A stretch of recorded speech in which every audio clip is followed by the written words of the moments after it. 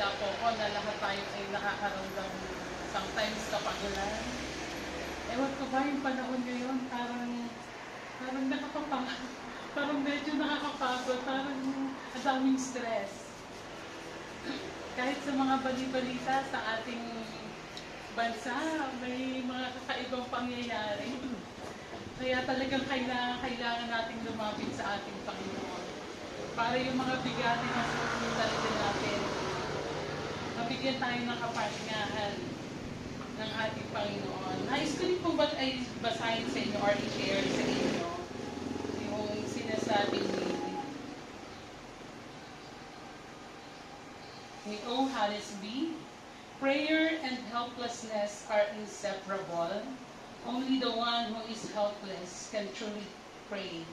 Your helplessness is your best prayer. It goes from your heart to the heart of God with greater effect than all your uttered praise.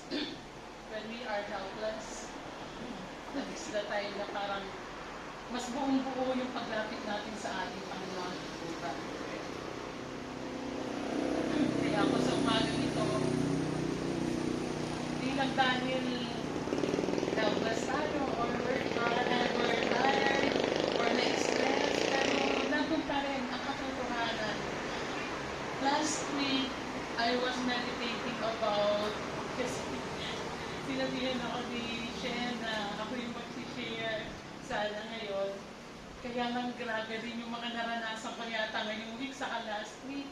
Kaya sabi ko pwedeng kay Pastor. Pero I was meditating about wilderness. Ewan ko ba, pag nagme-meditate ka into something, God will really let you experience that. Siguro para maging totoo sa'yo yung kanyang salita. Kaya ang sarap talaga lumapit sa Panginoon pag namin mga bagay. We can find our rest to our God alone. We can find our peace to our God alone.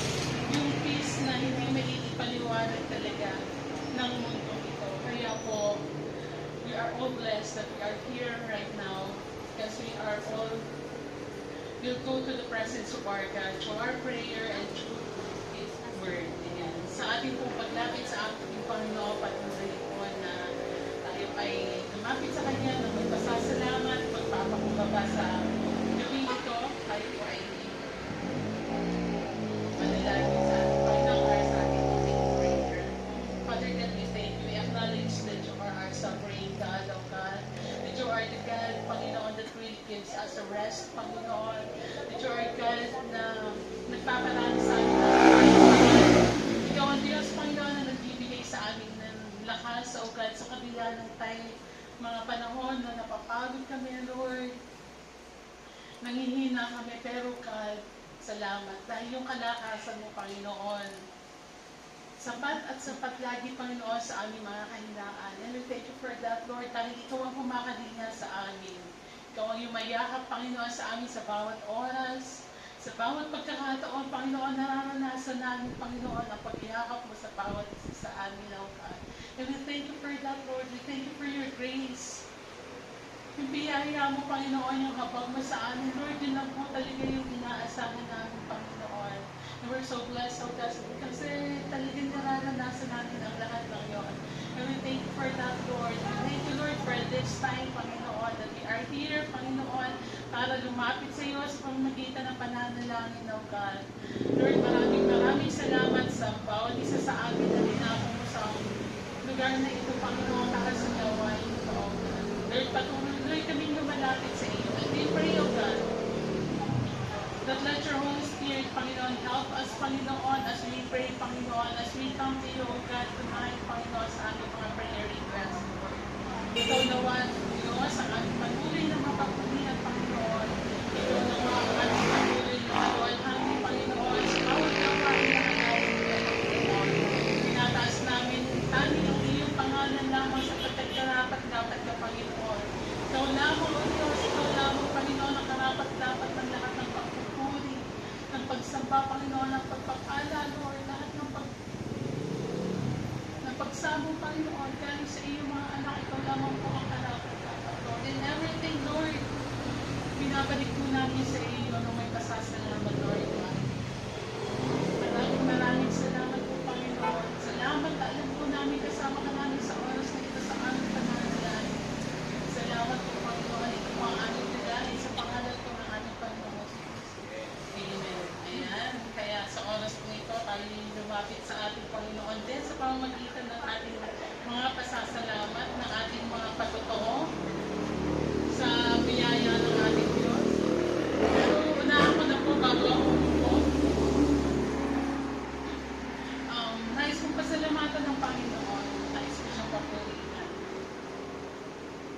Sabi ko, ako yung mag-lead mamaya, so malamang dapat magpasalamat na rin ako sa ating Panginoon. Ano bang ipagpapasalamat ko? Last night, tinignan ko yung prayer request namin ni Sean. Kasi last week pa start yung pagkakasakit niya. Akala ko isang gabing lang okay na. Pero inabot ng 5 days yung lagnat na. Before that lagnat pa fever, nagkaroon siya ng episode. And then Thursday kahapon, another episode na naman. So anong ipagpapasalamat ko yung episode pa niya. Pero when I look dun po sa prayer request namin, we're praying for episode day. So every night we pray to God, we thanks God. Kahit si Sean, Lord, thank for episode day today, God. We pray for episode month at maraming months na binigay si God. No episode week, maraming weeks. We pray for episode year, though wala pang isang taon na walang episode si God, but in our prayer request, it is written there, God, if there is an episode, a no ER episode, and I thank God for a no ER episodes ni siya, kahit nakadalawang episodes po siya. Uli na Diyos, napakabuti ng ating Panginoon. Nagpapasalamat din po ako sa Panginoon kasi nagtatry kasi kami nung ever ko tawa basta yung mga para maano yung episode niya ma-convert. May mga tinatry kami hindi na effective sa kanya, pero yung eyes, itry ko itong eyes na ito, mga nababasa ko. Yung sobrang malamig na malamig talaga, ginanong ko sa mukha niya. Sabi niya sa akin, Mami, okay na ako. Praise the Lord po talaga sa mga ganong pagkakataon. Kasi bukod si Sean saka ako, ang worry talaga namin ay yung pupunta na naman kami ng ER. Because pag nag-episode si Sean, nakatingin na kaagad ako sa rilo. So pag 15 minutes to 20 minutes na hindi na-convert siya, talagang ER agad ang diretso namin. Pero purihin ang Panginoon, purihin ang Diyos po sa kalakasan na binibigay niya kasi hindi talaga ang Panginoon. Wala akong may pagmamalak. Ikaw ang Diyos. Naiiyak ako dahil alam ko ang Diyos lang. Siya lang kung hindi ko sabihan. Hindi ko kaya, sabi niya ni Cecil, ano po ba yung nangyari kaya? Nakakapigil ako kasi pagdating sa anak, ewan ko kung ba talaga ang puso ng isang nanay. O pwede lang kuhanin ko yung sakit niya. Sa akin lang yan. Pero purihin ang Panginoon, gumaling naman po siya dun sa kanyang fever, na okay na yung fever niya, saka yung sipo yun, nagkaroon kasi siya ng infection sa hair, so possible yun ang nag-trigger dun sa episodes. Purihin po ang Panginoon. Hindi pa rin nagkukulang ang Diyos sa kabila ng mga ganun. Nakikita ko ang Diyos talaga. He gives those things in our life para patuloy na makilala natin siya. At ako personally, natutuwa ako kasi Lord, salamat sa mga ganun ko kasi mas nakikilala ko. And I learned talaga na although normal na matakot ko, normal na matakot pa rin, umiiyak pa rin ako, natatakot pa rin ako, pero the peace of God pa rin talaga. Ibang-iba kung wala akong Diyos. Kung walang Diyos talagang nandiyan nakasama natin na. Purihin ang Panginoon. Sa Kanya po lahat mga purihan. So, sino pa po ang nagpasasalat sa atin? Hindi daw makakatulog, sabi ni si Sherry. Hello. Kung nanonood ka sa amin, tatawagan ko yung mga hindi makakatulog. Any takers? Ako.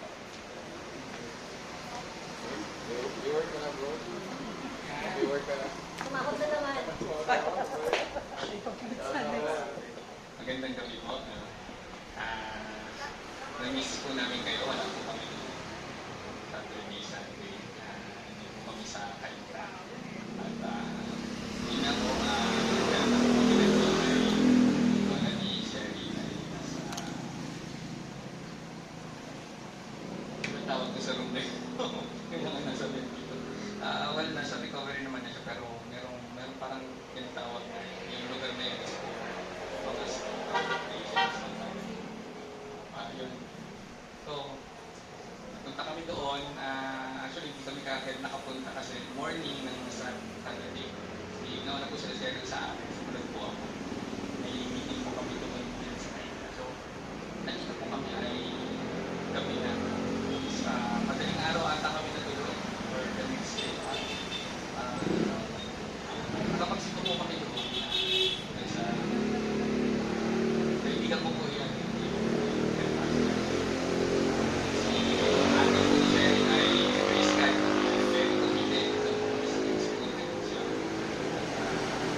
Nakakatuwa na makita mo yung mga kaibigan.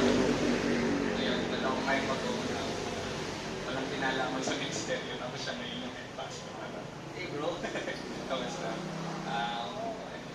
Pati yung aming high school teacher. Kamusta? It was good. Pero si Lola po pinuntahan namin madaling araw na. And nakakalungkot siyempre. Ano yung itsura doon. In fact, noong isa-isa lang palitan kami. Parang kinuwentuhan ko muna yung security guard para mauna si Sherry, tapos pasok ako. Wala, hindi niya gano'ng makalataan ko yung magkasama pa ko. Okay, tapos yung bantay currently nung nandun na kailangan mo pa ba para magpalit. So, pumasok ako. Nakakalungkot kasi I remember her na kahit na boses mo palang pag sino ako? Masasabi niya na kung anong pangalan. Siyempre wala naman siyang malay. Nagpunta kami, gabi na siya. Nakikita ko lang na nakakalungkot kahit na siya ay 90 plus na. Malakas naman siya. First time ko siyang nakita na yun. Tapos ang habang nananalangin ka, nakaread. Sabi ko, Lord, sabi ko, ganun ba? Tingin ko yung sa katabi pala ay meron silang activity ko. Hindi ko na po i-describe ka. Sabi ko, okay, kaya pala meron. Pero hindi ko talaga, mapahina po yung tolerance ko sa ganun eh. Sabi ko, mauna na. Nakapabalikin na si Sherry. Babalikan ka na. Alam po namin kasi na medyo naging busy rin kami ng linggo. Tumalik po si Mama early, si Mama Minda. Kami po ni Sherry. At alam namin hindi kami makakapunta kagad. It's good na lang ito. Makalitan po sila. Nakakatuwa po yun, ano? Ako, bihira ko po makita yung nag-aasikaso ng pagpalitan within the family. Parang naman kasi kayo sa schedule. It's a good thing na happy naman. At alam namin hindi kami makakabalik ulit within alam namin, kung makakabalik ng Sabado, busy tayo. Alam ko naman na iintindihan na ng karamihan na mas kaya naman po yun. Pero ito nung nakaraan po may chance kami makapunta. At least mapanalangin siya na nandun siya. Mahirap din Panginoon. I've been, yung hospital na po ngayon ay may experience din ako doon. Nandala po ako ng aking favorite tito doon a few years back. And so, para maalala mo na yung mga nasa hospital we're thankful na naka-visit pa rin yung fellowship kahit pa ano ba sasabihin ko? Bukod po doon ay nang umuwi po kami after nung visit namin ay nag-i-improve naman daw si Lola. Hindi ko po alam kung update yung share pero parang confirm naman po na stroke yun. So wala pa rin po siyang malay sa ngayon. At we're hoping for the best. She's 90 plus na. 94. And hindi ko natin agad po gano'ng kahaba kailangan niya i-stay pa sa hospital. That's it. Pero may yung siyempre tiwala mo sa Panginoon na it will be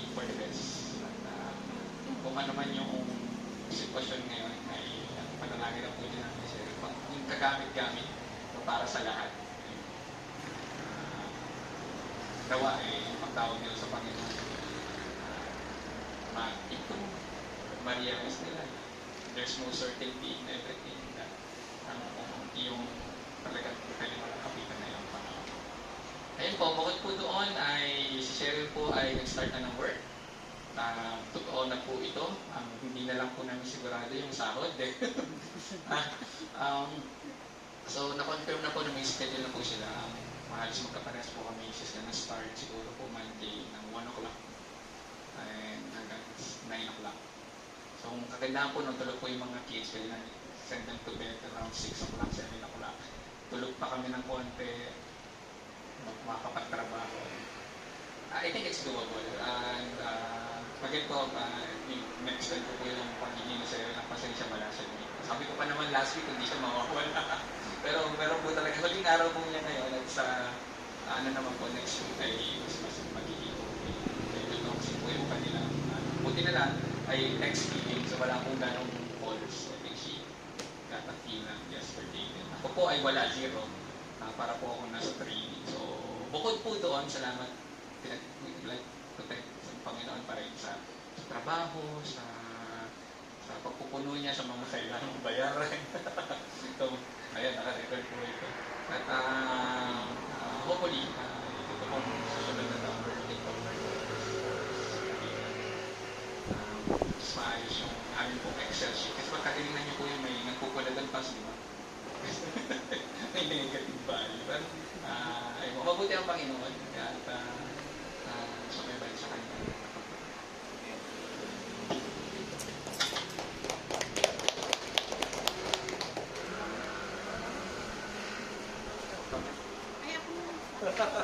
Ay.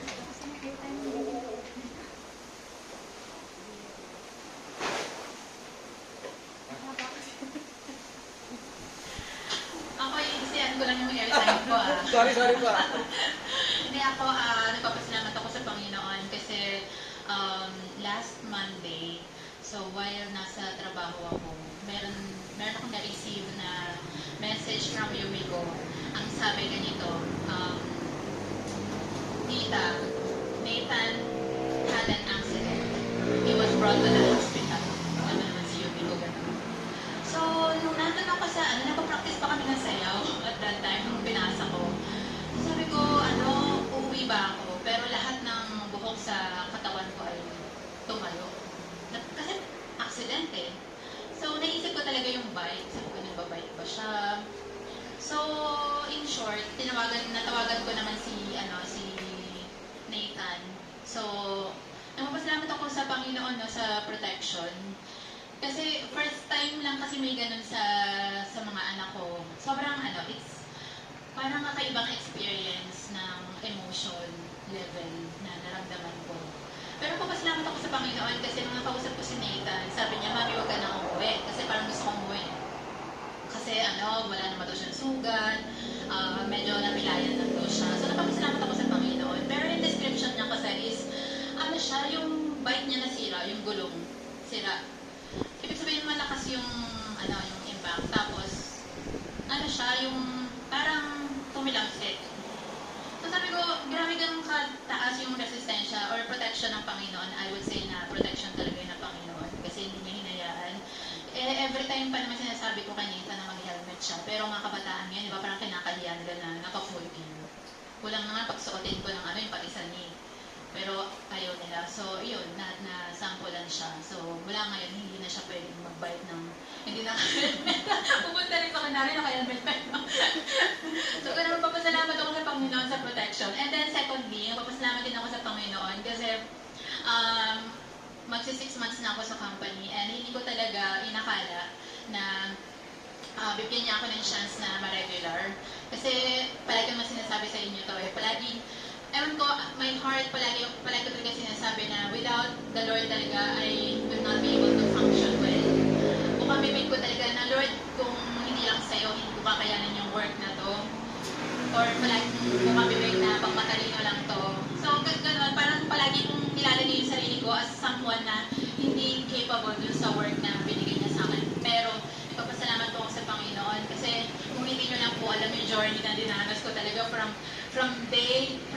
siguro mga 1 month up to mga 3 months, bit-bit na bit-bit talaga ako. Bit-bit talaga yung mental health ko is sobrang very sagad na sagad. Alam niyo ba na umiiyak din ako? Every time iiyak talaga ako sa hirap. And I cannot imagine talaga. Kasi pinag-resign na rin ako ni Daddy. Sabi niya, mag-resign ka na kasi yung alam mo, kasi nagkaroon kasi ako ng boss na hindi ko alam sa kanya, basta sobrang taas ng ng Indian kasi parang ang taas ng expectation niya sa akin. So, hirap na hirap ako. Iyak ako every time. And it's not an easy journey. Para ma-regular na ako. Nakakaya, naka-record. It's not an easy journey. Pero, eto pa, ipapasalamat ako sa Panginoon kasi a few weeks ago, naka-receive pa ako ng increase. Bukod sana. So, yung iba yung kasi dinideclare na nagkakaroon ng increase kasi takot mautangan, no? Pero ako, I would like to declare how good the Lord is in my life. And kung paano niya nire-reward yung perseverance na meron ako. Kasi talagang, I'm trying my best talaga na ipakita sa trabaho ko na kahit nahihirapan ako talagang, yun nga, bibigay ko talaga yung best ko. So, the Lord naman rewards yung mga ginagawa na effort. And, syempre yung humility, no, palagi niyang kinakount yun. And one more, third item, sorry kung airtime mo. Parang narampas pa ako sa airtime mo. Pangatlo, I would like to thank the Lord sa ginanap na Seeds Ministry na seminar. And is talaga ako truly, deeply, with all my heart, masaya po talaga ako. Kasi Seeds talaga yung, yung nagpabalik sa akin sa Panginoon. Nung bata ako, high school pa lang, iba't ibang ministry sinalihan ko, hanggang sa dumating ako sa point na nawala ako, na parang na-derail ako, kumbaga sa train tracks, nawala talaga ako sa ministry, nag-lie low and all. Pero, nung na-meet ko si Daddy, sabi ko, maganda tayo, mag-build tayo ng Seeds. I-propose natin yan kay Pastor June. So, yung hanggang sa nagkaroon na ng Seeds. So, Seeds is talagang palaging nakakapit sa journey ko as a Christian. Dahil doon talaga niya ako binalik mulit sa track. So, papasalamat po ako sa Panginoon doon sa result ng ating activity last Sunday. And yun lang po. Maraming salamat po sa Panginoon.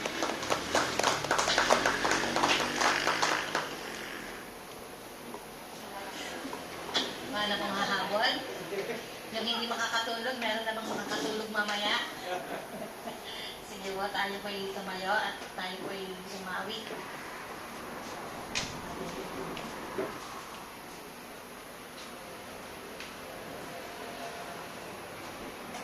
Habang nag-ladies and kapasalamat din po sa Panginoon na yung aking trangkaso ay pang 2 araw lang.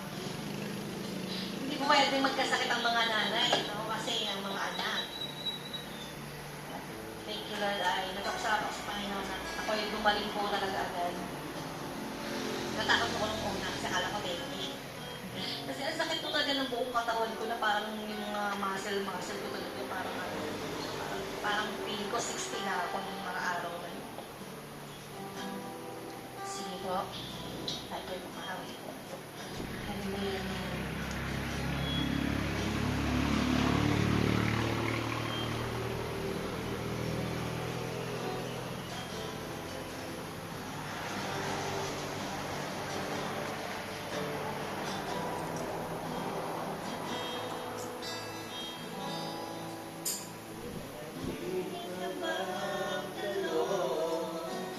How he saved me, how he raised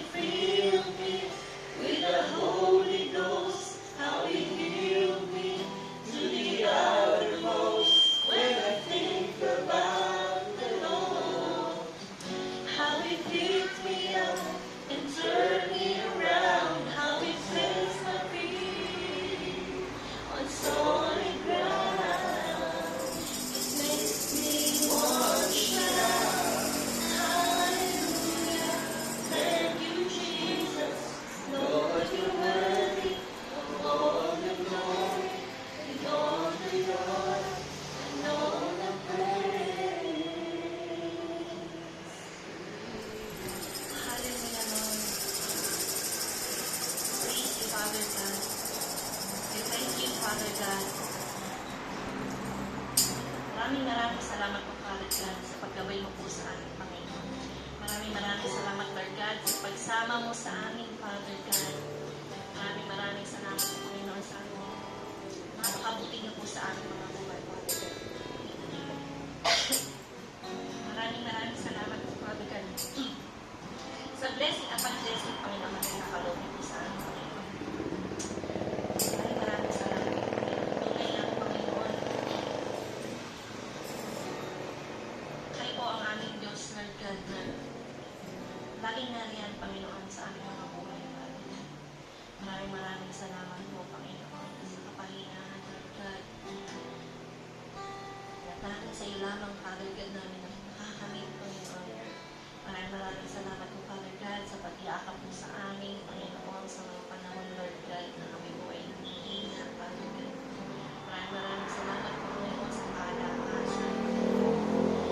Maraming salamat po, Father God, sa iyo po lang namin binabalik ng pagpuri at pasasalamat sa mga salamat po, Jesus. Amen. Thank you.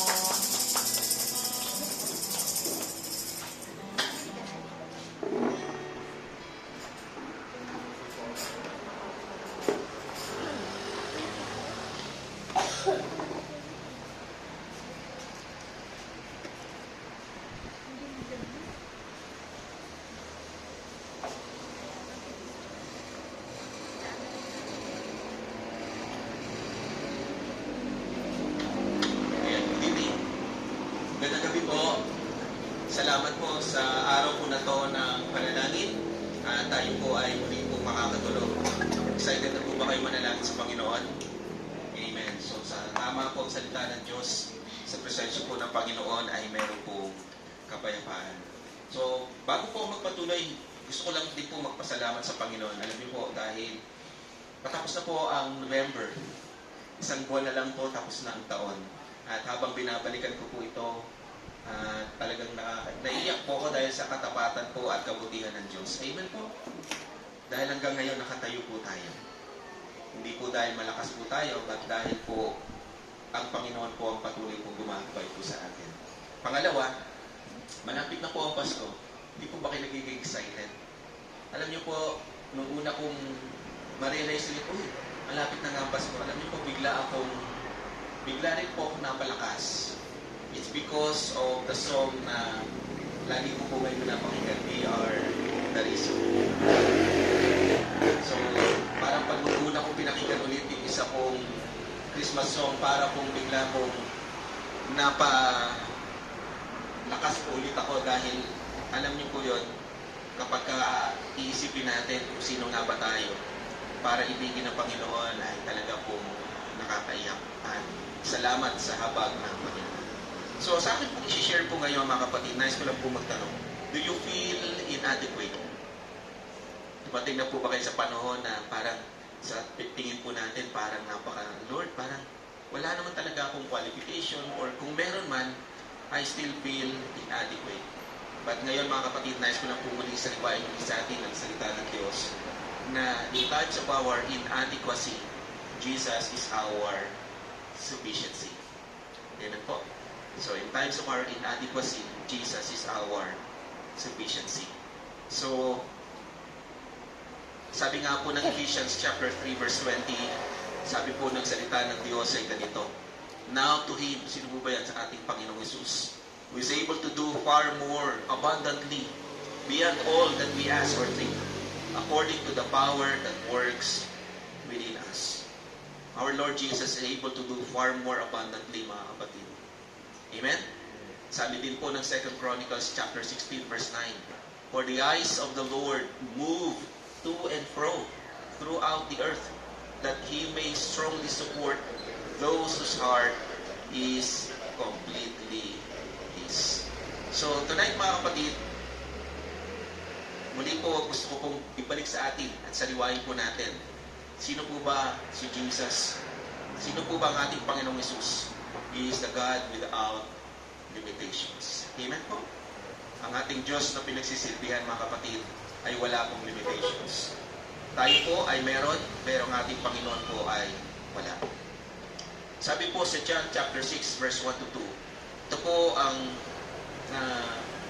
pag-aaralan po natin, ay hanuin po natin sa John chapter 6 verse 1 to 2. At ito po ang feeding the miracle kung saan pinakain po ng Panginoong Hesus ang 5,000 tao. Pero nais ko pong hugutin po natin ang isang mas malalim po na katotohanan po sa mga salita po ng Diyos. Na dito po makikita po natin na ang mga disciples ng Panginoong Hesus during this time ay wala pong magagawa or wala silang magawa. Pero sa Panginoong Hesus, wala pong impossible. Lahat po sa ating Panginoong Hesus ay possible according to His perfect plan. So, sabi po ng John chapter 6 verse 1 to 2 ay ganito. After these things, at ano po yun? Yun yung po yung John chapter 5. Jesus went away to the other side of the Sea of Galilee or Tiberias. Sabihin po, ang Panginoong Hesus ay pumunta po doon po sa other side of the Sea of Galilee. At ang sabi po ng verse 2 ay ganito. Ano po sabi? A large crowd followed Him. Pag-aralan na po natin ito in terms of discipleship. That nung nagsimula na po mag-minister ang ating Panginoong Hesus, pinapalaya na po ang mga hinahalihan ng demonyo. Ang mga pilay po ay nakakalakad. Ang mga bulag po ay nakakakita. Ang mga patay po ay kanya pong binubuhay. Definitely, pagdating po ng verse 2, sabi po ng account ni John, meron pong large crowd. Because dahil po, they saw the signs. Again, ang theme verse po ng John, Book of John, ay John chapter 20 verse 31. At ano po yun? So that you may know that Jesus is the Son of God and that those who believe in Him will have life. Magkakaroon po sila ng buhay. At ito po mga signs na pinakita po sa aklat po ni John, including in John chapter 6, the feeding of the 5,000, is one of the signs pointing people that Jesus indeed is the Son of God. They saw the signs which He was performing on those who were sick.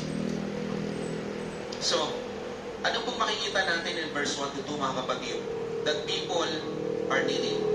Take note mga kapatid that there were about 20,000 people out in a remote place according to the account of Luke. Nandun po sila sa isang ilang na lugar. And why 20,000? Because according to the account of John, 5,000 ang bilang ng mga lalaki, apart, aside from women and aside from children. So, times 4 mo yan, that's 20,000.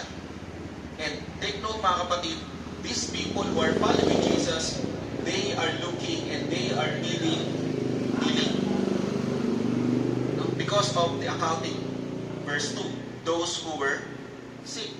So these people were needing healing.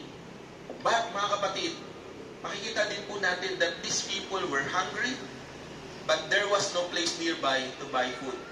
Wala pong Alphamart, wala pong 7-Eleven during that time. Nasa ilang po sila na lugar.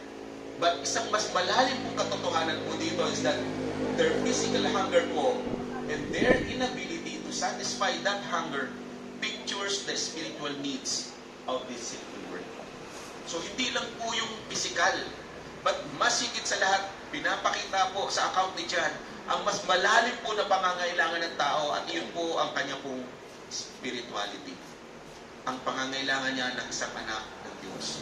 And look at verse 5. Sa verse 5. Dahil marami na pong tao, ang sabi po ng verse 5, therefore Jesus, lifting up His eyes and seeing that a large crowd was coming to Him, said to Philip. Sino po si Philip? Isa po sa mga disciples. Ano pong sabi po ng Panginoong Hesus kay Philip? Where are we to buy bread? Saan tayo bibili ng tinapay? So that these may eat. These 20,000 people. Ang tanong ng Panginoong Hesus kay Philip, saan tayo bibili ng tinapay? Kung kayo po si Philip, on the spot, tinanong ka ng Panginoong Hesus, kakamot ang ulo mo, di ba? Because wala nga Alphamart, walang 7-Eleven, wala pong panaderia during that time. Saan mo hanapin nga po ito? Ano po ang pinapakita sa atin dito mga kapatid ng salita ng Diyos? That the Lord's people, referring to Philip, at tayo po din po yun, the Lord's people who are inadequate in themselves to meet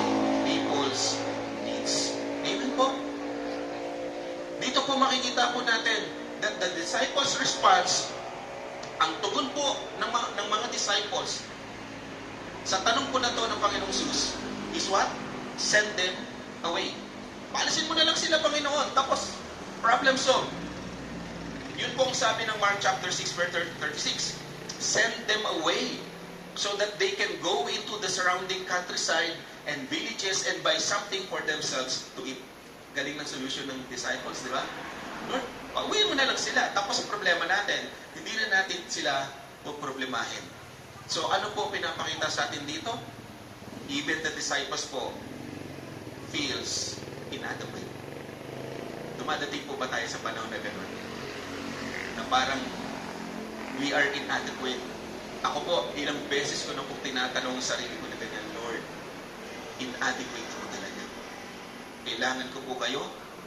At Lord, hindi ko kayang abutin ang pangangailangan ng mga tao. I'm not the Holy Spirit. I'm not Jesus. I'm just an ordinary servant, Panginoon. And that truth hits us very hard. Amen? Sabi po ng another account in Matthew chapter 14 verse 15, when it was evening, the disciples came to him and said, this place is desolate, and the hour is already late.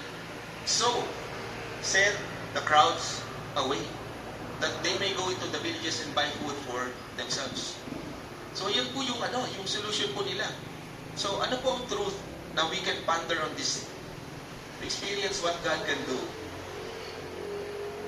Admit your incapability and limitations. Amen po. But look at verse 16. Jesus said to them, they do not need to go away. You give them something to eat. Wow. Lord, wag na natin silang pauwi. Lord, alam mo ba kung gano'n sila karami? 20,000. And now you're telling us, Lord, that you give them something to eat. Saan sila kukuha po ng tinapay? Saan po sila kukuha ng tinapay? Saan po sila kukuha ng pagkain? So, see mga kapatid, in this case, unless we come to utter desperation, mga kapatid, that we need Jesus, not just the physical, we will never experience His power beyond what you can think of. Amen po? Look at verse 6. And this, alam naman po talaga ng Panginoon, He was saying to test Him. Sino po yung Him? Si Philip, one of the disciples. For he himself knew what he was intending. Alam na po ng Panginoon ang kanyang gagawin eh. Alam naman po talaga ng Panginoon ang solusyon. Tinetest niya lang po ang faith ni Philip kung hanggang saan. At nakita na po natin nasaan ang faith ni Philip. Lord, wala akong makitang solusyon. But ang Panginoong Jesus, meron po. So dito po makikita po natin that Jesus Christ, mga kapatid, is all sufficient to meet people's overwhelming needs. Na dito po makikita natin, mga kapatid, that Christ is in control of every situation. Mga kapatid, hindi po natin nakita po dito sa account na to na nagpanik ang Panginoong Jesus. Hala, saan tao kuha? 20,000 to. Magpatakbo ka ng mga runner. Magpatakbo ka ng saan? Malapit sa kabilang village. Wala, mga kapatid. What we can see that God is in control. He is sovereign. Jesus was in complete control. That's why, mga kapatid, there's no problem that you or I ever face takes Him by surprise or causes Him to wonder. Amen po. Nabigla na lang nagugulat pa, ay, meron ka palang problema. Walang ganun, mga kapatid. Alam po ng Panginoon ang lahat. Whatever kind of problems meron po tayo, whether episodes yan, praying for regularization, praying na magkaroon ka ng trabaho, praying that God will provide for your daily needs, He is in control. Amen. Next, here we can see that Christ is more concerned for the needy people than we are. Amen po. Si Philip, para po sa kanya, the disciple, si Philip saw people's needs as bothersome. But for Christ, He has compassion and He has delight to meet their needs. Gaya po natin, mga kapatid. Minsan ang tingin po natin sa tao, sila po ay panggulo. Pero ang Panginoong Jesus, mga kapatid, wala po sa pananaw po yun ng Panginoong Jesus. ang pananaw po ng Panginoon Jesus lagi po ay meron po compassion. Just like a sheep without a shepherd. At yan po ang tumitingin po ang Panginoong Jesus sa atin. Minsan tayo po, diba? Minsan ganun tayo, di ba? Panggulo to. Wala tong kwenta. Pero mga kapatid, sa Panginoong Jesus, ang tingin niya po sa isang tao ay may tingin po ng compassion. Amen? Next. Dito po makikita po natin that Christ is not limited by our inadequate resources. Sabi po ni Watchman Nee, the meeting of need is not dependent on the supply in hand, but on the blessing of the Lord resting on the supply. Amen po? So hindi po limited po ang kapangyarihan ng Panginoon sa anumang resources na meron po tayo. Whether konti po yan, wala pong issue yan. Ang issue po is on the blessing of the Lord. Amen po? Kapag kaya na i-bless ng Lord, hindi po natin kaya pong sukatin. Look at verse 7. Philip answered him, 200 denarii worth of bread is not sufficient for them, to everyone to receive a little. Alam niyo po bang ibig sabihin ng 200 denarii during that time? Equivalent po yan sa 8 buwang sweldo. So Lord, kahit 8 buwang sweldo, pagsamasamahin natin, Lord, hindi po yan sufficient. Yun ang tugon ni Philip. So nakita po natin, parang kagaya tayo ni Philip, Lord, ito lang ang kaya ko. Inadequate ako, Lord. Ito lang ang resources na meron ako. So, ano pong pinapakita ulit sa atin dito? That Christ is sufficient not only for physical needs, but especially for His spiritual needs.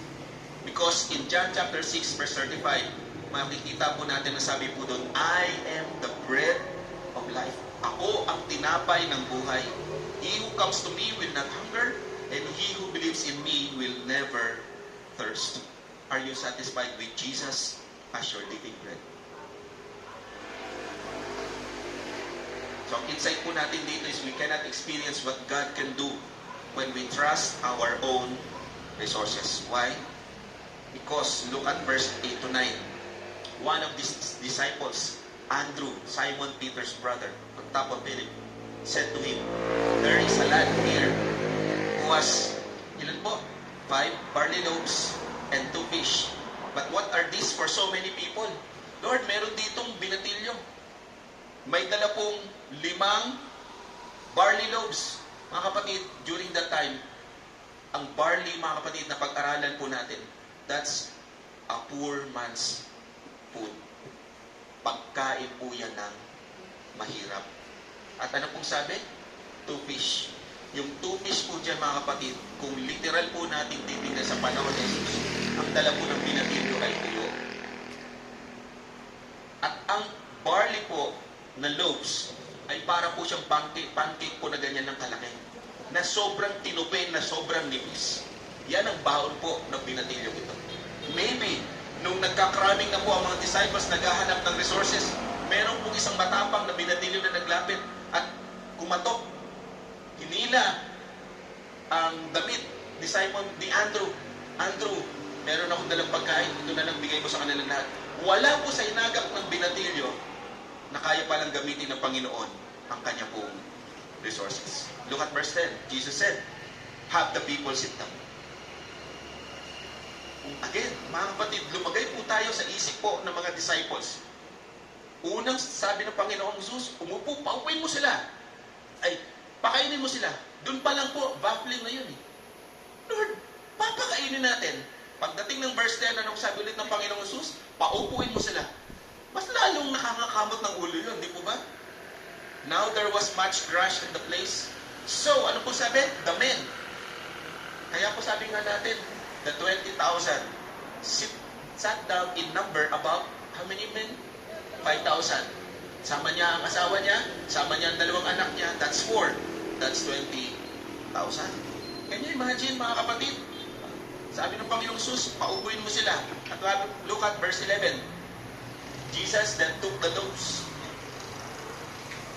Again, mga kapatid, giving thanks, He be distributed to those who were seated. Likewise also of the fish. Ano po sabi? As much as they wanted. Hindi po ba nakakaya? 5 tinapay, 2 sardinas, pero nung dinidistribute na po, lasa na pong gardenia. Lasa na pong ham. Grabe ang Lord, di ba?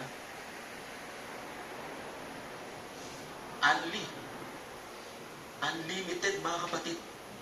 And look at verse 12. When they were what? Filled. Hindi po lang nakaraos. At ang sabi ni John, they were what? Filled. Ano pong ibig sabihin ng filled? Busog. Lusog. Ganun ang description po ni John. Ganun ang Lord. Amen? Hindi ka lang busog. But sobrang busog. And he said to his disciples, wait, there's more. Gather up the leftover so that nothing will be lost.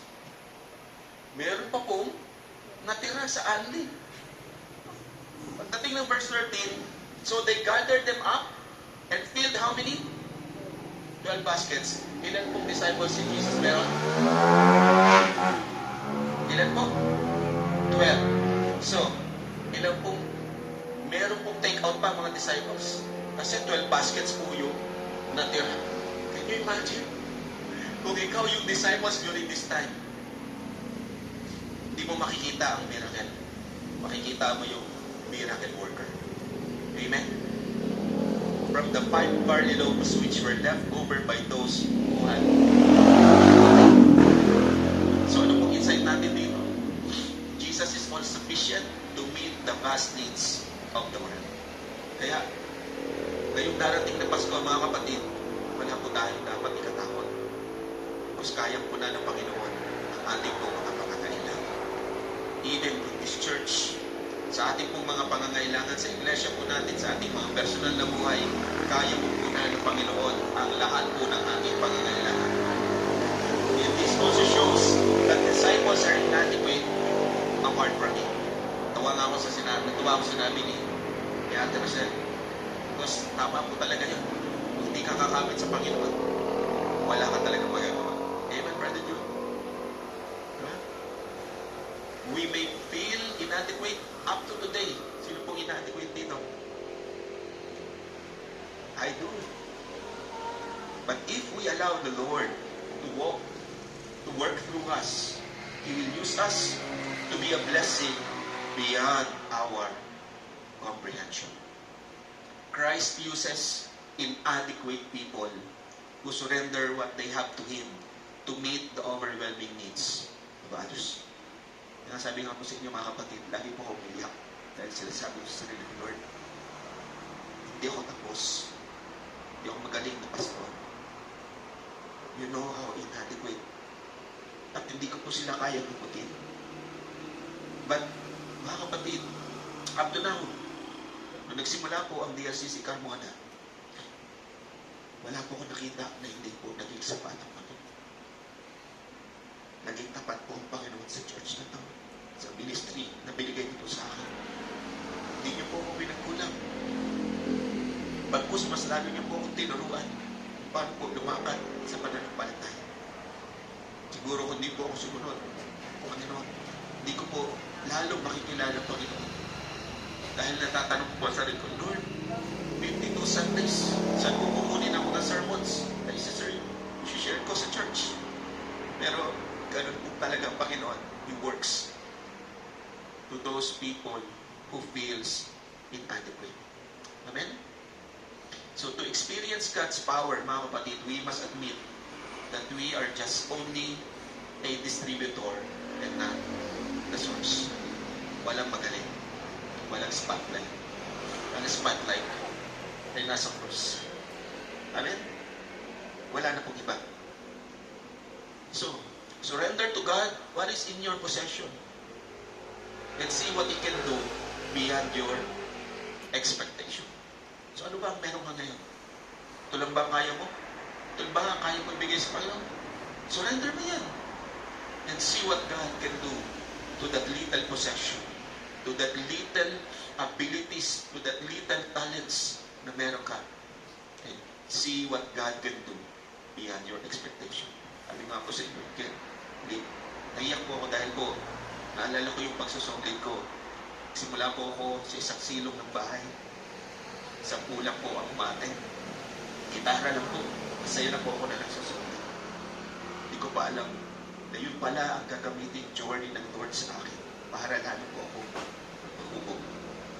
At yung buong journey na yun, at nasabi ko nga po sa inyo, nakukwento ko sa inyo, hindi po ako magaling kumanta hanggang ngayon naman. Yung gitarista ko po, kahit anong galing, nag-practice kami ng key of G. Sa actual po ay nandun na siya sa key of D. Talaga pong umiiling siya dahil hindi niya alam kung nasaan ako.